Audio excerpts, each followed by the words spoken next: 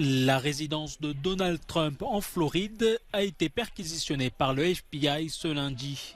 L'ancien président américain dénonce une persécution politique. Le républicain, lié à plusieurs dossiers judiciaires, n'a pas précisé la raison de la perquisition. Mais selon des médias américains, l'intervention relève d'une enquête sur la mauvaise gestion de documents classifiés. En février, les archives nationales avaient déclaré avoir dû récupérer en Floride 15 cartons de documents que Donald Trump avait emportés avec lui lors de son départ de Washington en janvier 2021. Certains de ces documents seraient marqués secret défense. Les archives nationales assurent que le républicain n'avait en aucun cas le droit de partir avec ces cartons. En vertu d'une loi de 1978, tout président américain doit transmettre l'ensemble de ses lettres et autres documents de travail à cette agence chargée de les conserver. Taïwan a débuté ce mardi ses exercices militaires simulant la défense de l'île contre une invasion chinoise. L'armée taïwanaise a notamment effectué des tirs de fusées éclairantes et des tirs d'artillerie à balles réelles. Et ce, alors que la Chine a déclenché ces derniers jours ses plus grandes manœuvres militaires autour de Taïwan en réponse à la visite de la présidente de la Chambre des représentants américaine, Nancy Pelosi. La position de la Chine sur Taïwan est légitime, raisonnable et légale, et nos mesures sont résolues, fortes et proportionnées. Elle vise à avertir les auteurs et à punir les forces indépendantistes de Taïwan. Nous sauvegarderons la souveraineté et l'intégrité territoriale de la Chine. Nous dissuaderons les États-Unis de contenir la Chine et nous briserons l'illusion des autorités taïwanaises de compter sur Washington pour l'indépendance.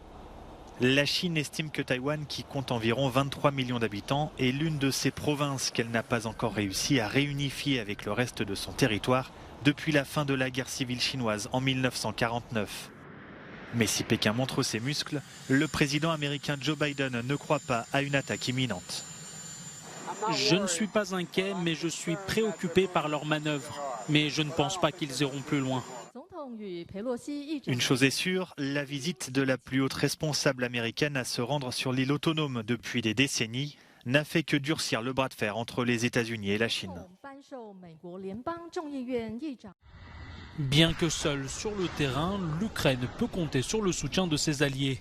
Le Pentagone a annoncé ce lundi une nouvelle aide militaire à Kiev d'un montant d'1 milliard de dollars.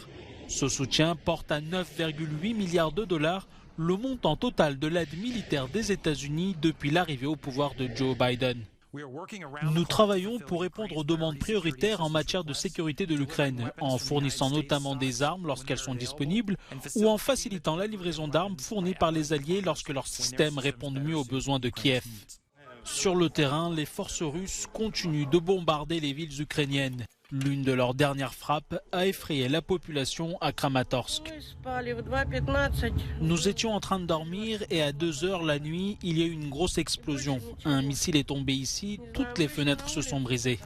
Nous sommes sortis dans la rue et nous avons vu un grand trou dans le jardin.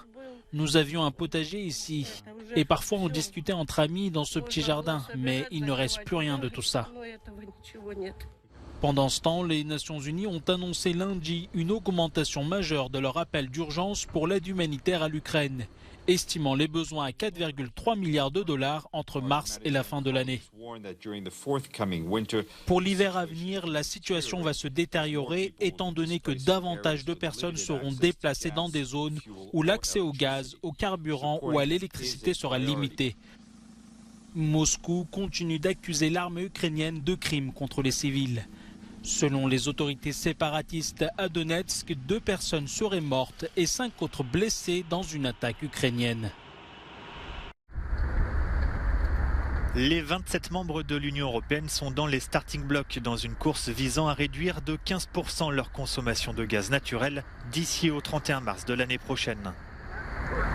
Objectif du plan adopté il y a 2 semaines et qui entre en vigueur ce mardi sur la base du volontariat, préparer l'Union à un éventuel arrêt des approvisionnements russes.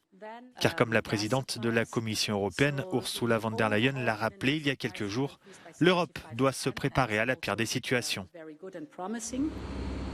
Ces derniers mois, Moscou a en effet considérablement réduit ses livraisons de gaz aux pays de l'UE, dans ce qui est considéré par Bruxelles comme une mesure de rétorsion.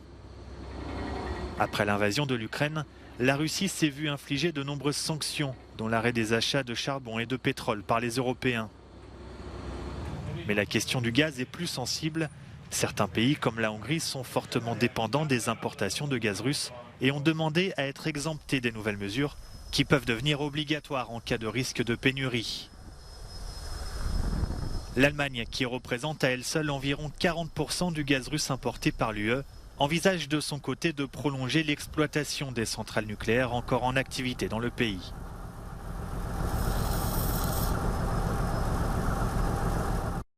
Après plusieurs jours de négociations à Vienne, l'Union européenne a mis un texte final sur la table. L'objectif est de redonner vie à l'accord de 2015 sur le nucléaire iranien. C'est maintenant au tour de Téhéran et de Washington d'accepter de signer ce texte. L'accord de 2015 vise à garantir le caractère civil du programme nucléaire de l'Iran, accusé de chercher à se doter de l'arme atomique. Le Kenya, puissance économique de l'Afrique de l'Est, élit ses représentants politiques. Plus de 22 millions d'électeurs votent ce mardi pour leurs députés et élus locaux, mais aussi pour leur futur président. La présidentielle se joue entre William Ruto, vice-président sortant, et Raila Odinga, un vétéran de la vie politique kenyane.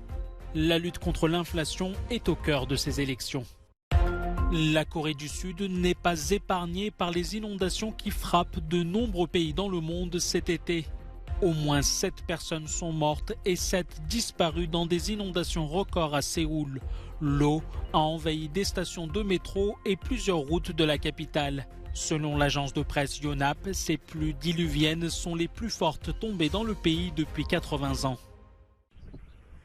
C'est un bout d'histoire qui se révèle petit à petit au public. Au large de Saint-Malo, ces ambres, petit îlot rocheux et isolé, attirent toujours plus de curieux et leur proposent une promenade surprenante entre espaces naturels protégés et canons allemands rouillés. C'est vrai qu'on ne s'y attend pas, nous on ne s'était pas renseigné sur l'île avant d'arriver. Et c'est vrai qu'on a commencé par se dire quelle jolie plage on a ici. Et puis on ne s'attendait pas à trouver ça derrière, c'est vrai. Il y a un contraste, oui. Moi, quand je suis arrivée là, je me suis dit, ouais, c'est un lagon, enfin, voilà, l'eau est magnifique, le sable blanc, le sable fin.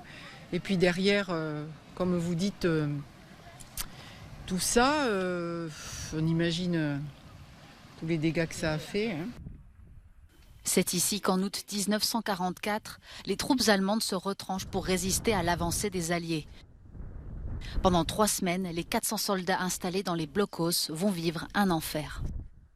Une fois que Saint-Malo a été libéré, les Anglais et les Américains ont commencé à bombarder ces ambres. Alors c'est venu de la terre, c'est venu de l'air, c'est venu également de cuirassés. Vraiment, ces ambres ont été bombardés. On dit qu'au mètre carré, c'est le plus grand nombre de bombardements de tous les théâtres d'opération de la Seconde Guerre mondiale. Au total, plus de 20 000 bombes ont été larguées sur l'île, certaines au phosphore et au napalm. Propriété de l'armée française pendant plus de 80 ans, ces ambres est restée à l'abandon. Mais depuis 2018, plusieurs zones sont déminées et dépolluées pour accueillir à nouveau les visiteurs. Sur quelques hectares, ces ambres offrent à la fois un cours d'histoire, un instant de beauté et une leçon de vie. Car la nature finit toujours par reprendre ses droits.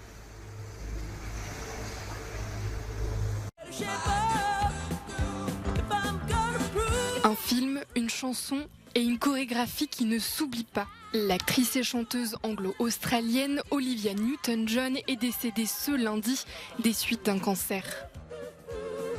C'est son partenaire de jeu, John Travolta, qui souffla son nom au réalisateur de Grease pour incarner Sandy Olsen, l'adolescente réservée devenue femme fatale. Olivia Newton-John, c'est aussi 9 autres films, une 4e place à l'Eurovision en 1974, une 40aine d'albums et 2 titres de chanteuse la plus populaire des États-Unis. Depuis 30 ans, elle luttait pour sa survie sans oublier celle des autres. Victime d'un cancer du sein, elle mettait sa notoriété au service du combat contre la maladie. Celle que petite, sa famille surnommait Livy, s'est éteinte dans son ranch en Californie du Sud à l'âge de 73 ans.